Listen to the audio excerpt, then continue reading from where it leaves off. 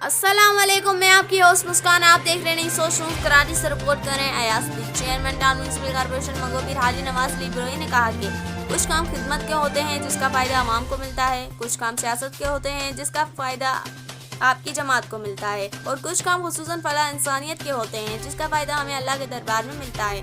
عوامی نمائندے تمام زندگی اپنی حدود کی خدمت میں لگا دیتے ہیں جس سے انہیں پذیرائی ملتی ہے، لیکن کچھ لوگ ہمارے معاشرے میں ایسے ہوتے ہیں جن کی طرف کوئی توجہ نہیں دیتا، لیکن جو دیتے ہیں وہ اللہ کی بارگاہ میں مقبول ہو جاتے ہیں. یاد رکھیں، ہم کتنے بھی طاقتور ہو جائیں، ہمیں مت کر اللہ کو ہی جواب دینا ہوگا. تو اپنی زندگی میں ایسے امور انجام کر کے جائیں جو ہماری اصل زندگی میں کام آئے. ٹاؤن نئے وجود میں آئے ہیں مگر اس میں اپنے فرائض ادا کرنے والے پرانے ہیں. گزرے چند ماہ میں ان ملازمین اور ان کے اہل خانہ نے نہایت اذیت میں وقت گزارا ہے جن کے واجبات ریٹائرمنٹ، فوتگی یا میڈیکل کے حوالے سے تھے.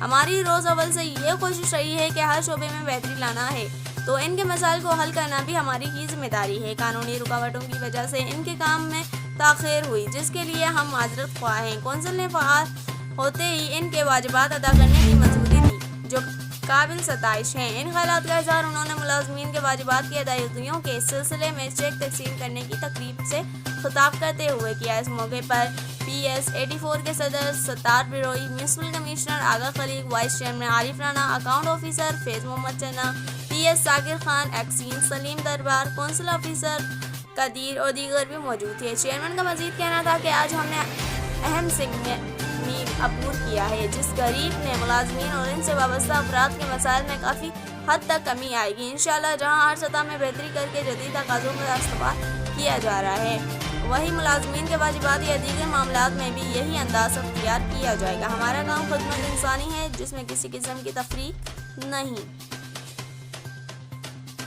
اس ویڈیو کو لائک کریں، ہمارے چینل کو سبسکرائب کریں اور بیل آئیکن ضرور پریس کریں ہماری نیو ویڈیو سب سے پہلے دیکھنے کے لیے.